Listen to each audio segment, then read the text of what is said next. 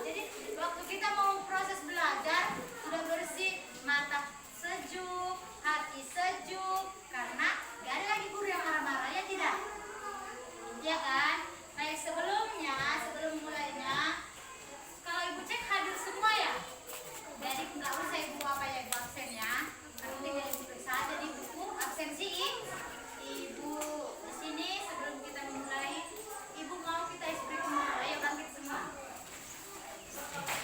Lagu yang mau kita angkat untuk speaking kita yaitu Profil Pancasila. Tahu semua? Tahu. Ayo, 1, 2, 3.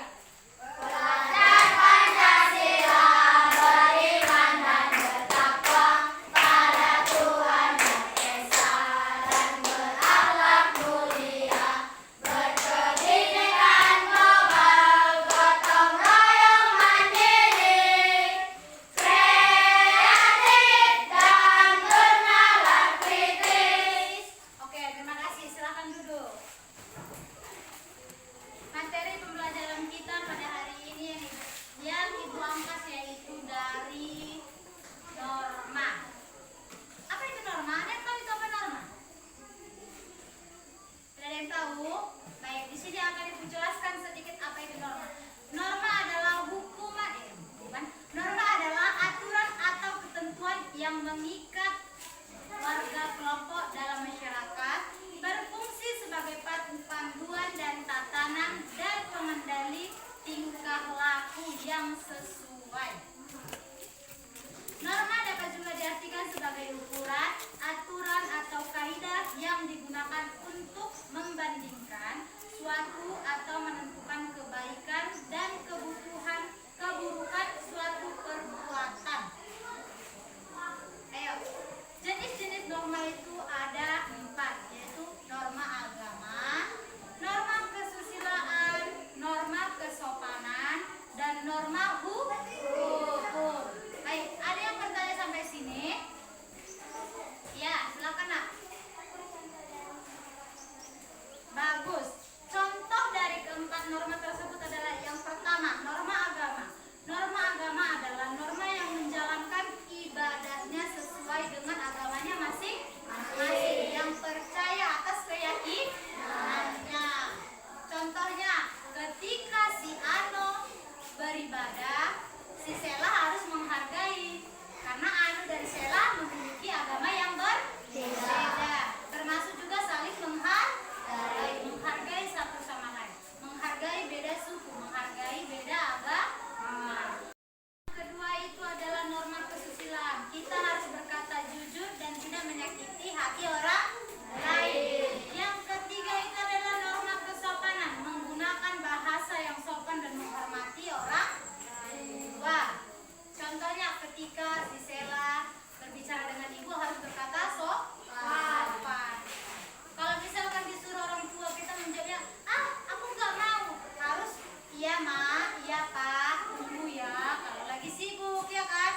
Kalau disuruh temannya, kalau misalkan temannya tolong dulu sapukan kelas itu, tunggu ya, nanti aku bantu. Jangan pula kalau sudah minta tolong temannya dibilang, nggak mau aku. Yang keempat itu ada norma hukum. Norma hukum adalah mematuhi peraturan lalu lintas. Contohnya saat berkendara kita harus memakai helm. Yang kedua, kalau ada lampu merah kita berhenti atau lanjut? Berhenti. Tapi kalau lampu sudah berwarna hijau baru kita jangan dibalikkan ya dek. Yang waktu lampu merah kita balap. Waktu lampu